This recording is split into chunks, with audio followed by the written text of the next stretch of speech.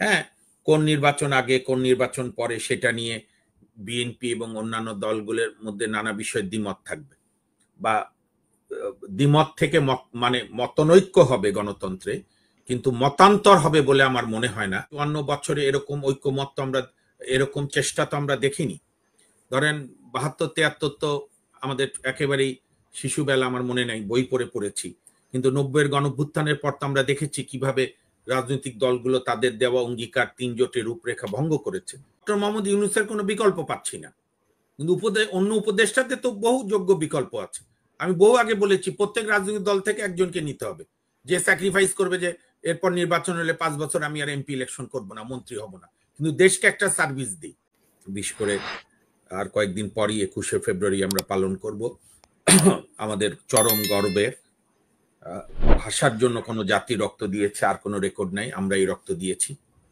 সেই ভাষার শহীদদের প্রতি গভীর শ্রদ্ধা প্রদর্শন করি। সালাম, জব্বার, বরকত, শফিক সহ না জানা ভাষা শহীদদের প্রতি। এবং ভাষা আন্দোলনে একটি স্বাধীন ছাত্র আন্দোলন যেভাবে সেদিন নেতৃত্ব দিয়েছিল, বিশেষ করে ভাষা আব্দুল মতিন, গাজীউল হক সহ, ইভেন ওই পাকিস্তানের সংস্কারের সময় ভাষা আন্দোলনে আমাদের মহিলাদের যে নেতৃত্ব ছিল। এই প্রসঙ্গে বলি, বর্তমান শ্রদ্ধেয় প্রধান বিচারপতি সৈয়দ রেফাত আহমেদ সাহেব, তার বাবা যেরকম আমাদের আইন জগতের কিংবদন্তি, গণতন্ত্র আইনের শাসন আন্দোলনের ব্যারিস্টার সৈয়দ ইশতিয়াক আহমদ, তার মাও ডক্টর সুফিয়া আহমেদ, উনিও ওই সময় ভাষা সৈনিক ছিলেন। এবং 144 ধারা মিছিল যারা ব্রেক করেছিল পাকিস্তানি নুরুল আমিনের রক্তচক্ষুকে উপেক্ষা করে, আপনি কল্পনা করুন 52 সালে সেই পশ্চাৎপদ রক্ষণশীল ধর্মান্ধদের সমাজেও আমাদের বর্তমান প্রধান বিচারপতি মাননীয় সৈয়দ রেফাত আহমেদের মা, এরকম আরো অসংখ্য ঢাকা মেডিকেলের ছাত্রীরা, ঢাকা বিশ্ববিদ্যালয়ের ছাত্রী বোনেরা, কামরুনেসা একজন আছে যার নামে স্কুলই হয়েছে, তো সবাইকে আমি শ্রদ্ধা জানাই। আমি আসলে আপনার এই টপিকসে আমি খুব বেশি মানে গুরুত্ব দেই না। কারণটা হচ্ছে যে গণতান্ত্রিক ব্যবস্থায় বিভিন্ন দলের বিভিন্ন মত থাকবে, সব দল এক সুরে কথা বলবে, তাহলে তো আর গণতন্ত্র হলো না, তাহলে তো শেখ হাসিনার ফ্যাসিস্ট হলো অথবা শেখ মুজিবের বাকশাল হলো। তো সুতরাং আপনার এখানে বিএনপি জামাত, গতকালও আমাদের একটি মহান জাতীয় ঐক্যমত হয়েছে। বিএনপির শ্রদ্ধেয় মহাসচিব, জননেতা, অত্যন্ত সজ্জন রাজনৈতিক ব্যক্তিত্ব মির্জা ফখরুল ইসলাম আলমগীর সাহেব নিজে গেছেন, জামাতেরও নেতৃত্ব গেছে, অন্যান্য ইসলামী দলগুলোর নেতৃত্ব গেছে, গণতন্ত্র মঞ্চ মাহমুদুর রহমান মান্নার মতো নেতার নেতৃত্বে গেছে, তারুণ্যের প্রতীক নুরুল হক নূর গেছে, গণ অধিকার, অন্যান্য দল গেছে, ইভেন ছাত্র আন্দোলন, বৈষম্য বিরোধী জাতীয় নাগরিক কমিটি এবং বৈষম্য বিরোধী ছাত্র আন্দোলন, যারা এই বিপ্লবের অন্যতম নায়ক, তারাও গিয়েছে। এবং মোরালেস সব দল কিন্তু কোনো খুব বেশি বিষয় গভীর দ্বিমত হয়েছে, এগুলো অনেক সময় মিডিয়ার হাইপ তৈরি করে, সেইটা আমার কাছে মনে হয়নি। হ্যাঁ, কোন নির্বাচন আগে কোন নির্বাচন পরে সেটা নিয়ে বিএনপি এবং অন্যান্য দলগুলোর মধ্যে নানা বিষয়ে দ্বিমত থাকবে, বা দ্বিমত থেকে মানে মতনৈক্য হবে গণতন্ত্রে, কিন্তু মতান্তর হবে বলে আমার মনে হয় না। কারণ এই রাজনৈতিক দলগুলি আবার ফ্যাসিবাদের প্রত্যাবর্তন, আওয়ামী লীগ সহ শেখ হাসিনার ষড়যন্ত্রের বিরুদ্ধে ভারতের মানে হিন্দুত্ব ভারত, অর্থাৎ মোদির যে RSS মোদির যে ভারত, সাম্প্রদায়িক ভারত, সেই ভারতের বিরুদ্ধে লড়াই সংগ্রামে কিন্তু আমরা এর আগেও দেখেছি জাতীয় ঐক্যমত। বামপন্থী কমিউনিস্ট পার্টির নেতা থেকে শুরু করে ইসলামী আন্দোলনের মৌলানা মামুনুল হক সাহেবও একই টেবিলে, একই মঞ্চ শেয়ার করেছে। তো এটি আমাদের জন্য শক্তির দিক। এখন যে কথাটি কালকে আমাদের অন্তর্বর্তীকালীন সরকারের প্রধান উপদেষ্টা ডক্টর মোহাম্মদ ইউনূস, যিনি হাজারো শহীদের রক্তের উপর 25,000-এর বেশি আহতদের আত্মনাদের আহাজারির মধ্যে সমস্ত রাজনৈতিক দল, ছাত্র জনতার সমর্থনে, ভালোবাসায়, মানুষের আস্থা বিশ্বাসে সিক্ত হয়ে তিনি এই দায়িত্ব পালন করছেন। এবং কালকে মৌলিক যে বিষয়গুলো বলেছেন অত্যন্ত গণতান্ত্রিক বিষয়। উনি বলেছেন যে প্রত্যেকবারই আমার সঙ্গে বসতে হবে তাও কথা নাই, আপনারা নিজেরা বসবেন, এবং ওই যে জাতীয় ঐক্যমত কমিশন যেটা হয়েছে বলেছে ওখানে অসংখ্য টেলিফোন থাকবে, অংশীজনেরা প্রশ্ন করবে, এবং ওনার এই ভাইস চেয়ারম্যান হিসেবে তো ইয়েকে দেওয়া হয়েছে আলী রিয়াজ সাহেবকে, এবং উনিও বলছেন যে আলাদা আলাদা করে। আলী রিয়াজ না, আলী রিয়াজ ব্যক্তিগতভাবে না, 6 সংস্কার কমিশনের চেয়ারম্যানরা ভাইস চেয়ারম্যান সদস্যের কমিটি, শুধু আলী রিয়াজ না। আলী রিয়াজ তো সংবিধান সংস্কার কমিটি, বিচার বিভাগ সংস্কার কমিটি, প্রশাসন, দুদক এবং নির্বাচন সংস্কার কমিটি, প্রথম যে 6টা করেছিলেন। তো তারা আছেন, এটা তো অত্যন্ত ভালো দিক। বাংলাদেশে ধরেন মুক্তিযুদ্ধের পরে 54 বছরে এরকম ঐক্যমত তো আমরা, এরকম চেষ্টা তো আমরা দেখিনি। ধরেন 72-73 তো আমাদের একেবারেই শিশুবেলা, আমার মনে নাই, বই পড়েছি। কিন্তু 90-এর গণঅভ্যুত্থানের পর তো আমরা দেখেছি কিভাবে রাজনৈতিক দলগুলো তাদের দেওয়া অঙ্গীকার 3 জোটের রূপরেখা ভঙ্গ করেছে, এবং যার ফলে আমরা কখনই গণতন্ত্রের পথে আমাদের যাত্রা সুগম করতে পারিনি ইচ্ছা থাকা সত্ত্বেও। কাজে এইবার অন্তত প্রশ্ন উঠতে পারে যে নির্বাচিত সরকার এসে না মানলে সেটা তখন জনগণ নির্বাচিত সরকারের সঙ্গে বুঝে নেবে। আমি যে কথাটা প্রায় বলি, আপনাদের সেই উদ্দেশ্যেই টপিকগুলো করা দরকার, যে বাংলাদেশের মানুষ যেন অতীতে যে ভুলগুলো করেছে, তাদের গণতন্ত্র অধিকার, তাদের দেশপ্রেম কোনো নেতা নেত্রীর কাছে যেন বন্ধক না দেয়। যখনই নাগরিকরা নাগরিক না থেকে দলীয় সাপোর্টার হবে, কোন রাজনৈতিক নেতার প্রতি শ্রদ্ধাভাজন হবে, ভালোবাসবে, সেটা ঠিক আছে। কিন্তু যখন দলদাস নেতা কর্মী হয়, যেটা আওয়ামী লীগের হয়েছে, এখনো তাদের মধ্যে কোনো বোধোদয় নেই, অনুশোচনা নাই, রিমোর্স নাই। এখনো তারা মনে করে শেখ হাসিনা যে পালিয়ে গেছে এটাও নাকি বীরের কাজ, মানে অদ্ভুত এক দল।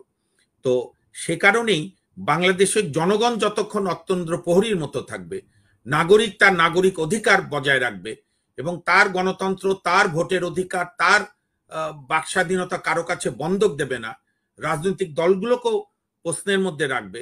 এবং আরো সংস্কার, সবচেয়ে বড় যেটা দরকার, আমাদের রাজনৈতিক যে পলিটিক্যাল রাজনৈতিক যে পরিমণ্ডল আছে, সেখানে ওই গতানুগতিক সব নেতা এক নেতা জানে আমরা কিচ্ছু না, এই যে এক নেতা কেন্দ্রিক, এক পরিবার কেন্দ্রিক, এই রাজনীতি থেকে বেরিয়ে আসতে হবে।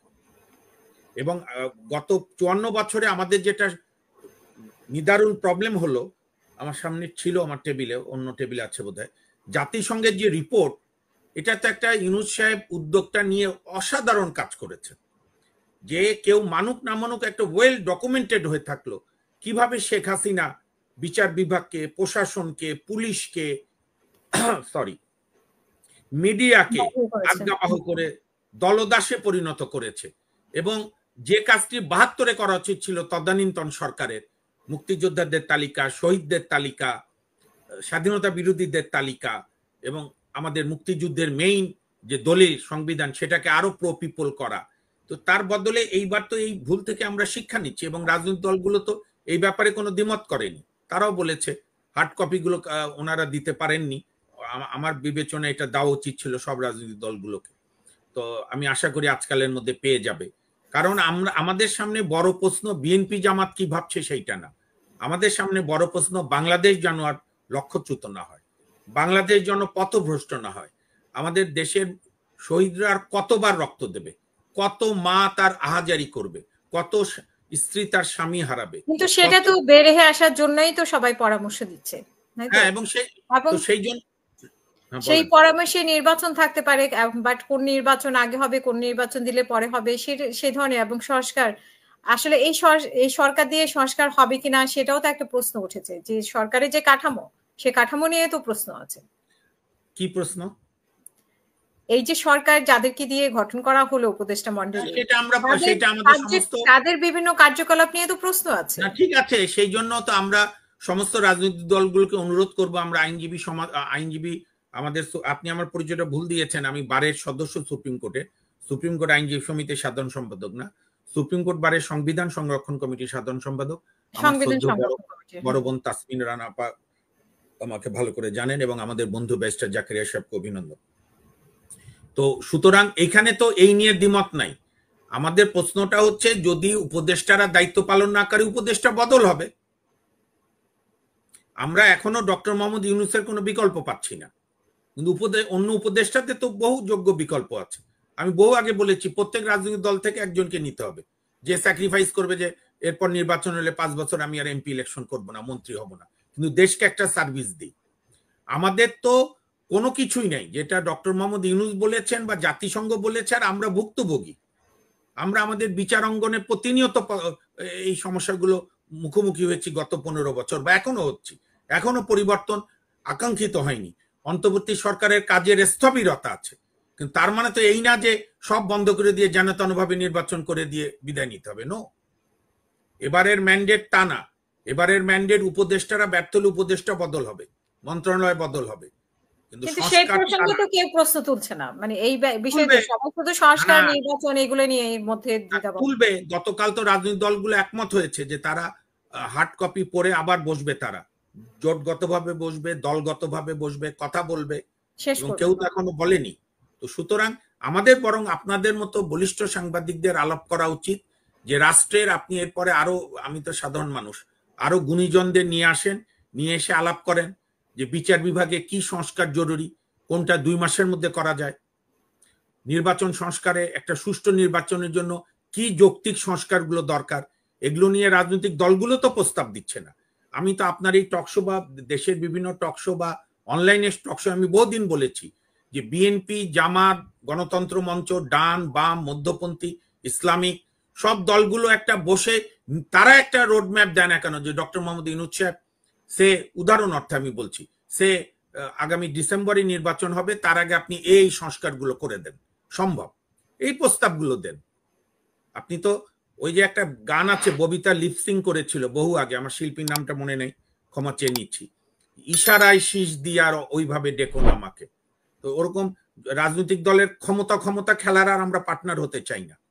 ইশারায় শীষ দিয়ে না, আপনি সরাসরি সংস্কারের পক্ষে মত দেন, সংস্কারের টাইম লিমিট বলেন, যাতে একটি দিনও এই সরকার বাড়তি সময় না নেয়, এবং দিনের শেষে আমাদের চূড়ান্ত লক্ষ্য একটি অবাধ, সুষ্ঠু, নিরপেক্ষ, লেভেল প্লেইং, কালো টাকার মুক্ত একটি গণতান্ত্রিক নির্বাচন।